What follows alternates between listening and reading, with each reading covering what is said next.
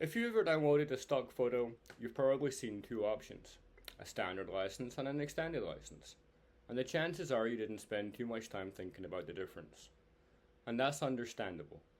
In many everyday situations, the difference doesn't seem to matter at all. It usually only becomes relevant once a project grows beyond what you'd originally planned. So in this video, I want to explain what actually changes between standard and extended licenses using practical, real-world situations instead of legal language, so you can recognize when a standard license is enough and when it's time to pay a little bit closer attention. So why does licensing matter? When you download a stock image, you're not buying the image itself. You're licensing specific ways to use it. And that distinction doesn't feel important at first because most projects start small and controlled. A single blog post, a single page, or an email campaign. And most licensing issues don't come from bad intent or misuse. They usually happen because a project evolves quietly over time until the original use no longer reflects how the image is actually being used.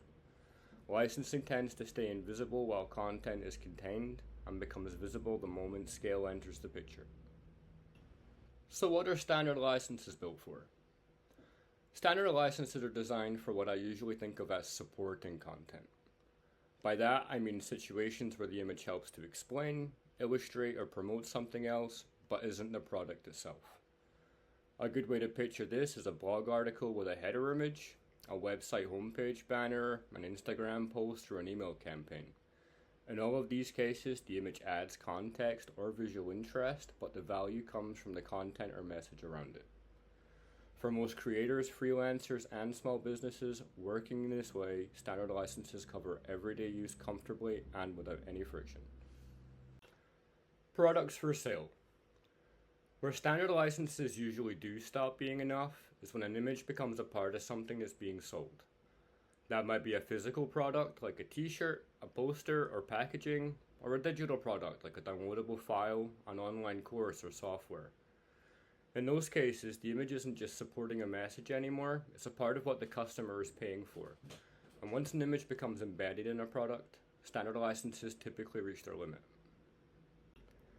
Paid advertising is usually also allowed under a standard license. However, it's normally a very good time to pause here and actually read the license terms simply because distribution and visibility increase very quickly. What an extended license changes. Extended licenses exist primarily to support scalability. They expand usage rights for situations where images are sold, redistributed, or distributed at much larger scale than a standard license is designed for. This can include things like print-on-demand products, physical packaging, digital products, and large commercial campaigns where the image becomes a part of a repeatable, sellable asset. The purpose isn't to complicate licensing, it's to give businesses room to grow without having to second-guess compliance every single time a project gains traction. And there's a really simple way to decide. A straightforward way to think about it is this. If the image helps promote something else, a standard license is usually enough. If the image is a part of what you're selling or is being distributed at scale as a part of a product, then an extended license is usually going to be the safer option. Thinking about licensing this way keeps it practical and prevents problems later without overthinking things early on. And this is one reason platforms like Stockphotos-com separate standard and extended use cases clearly.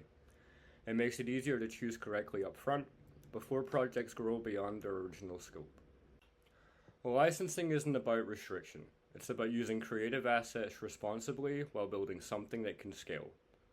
I really hope that helped to clarify the difference. I'll be covering more real-world licensing scenarios in future videos, so don't forget to like and subscribe and check out Stockphotos.com in the description below.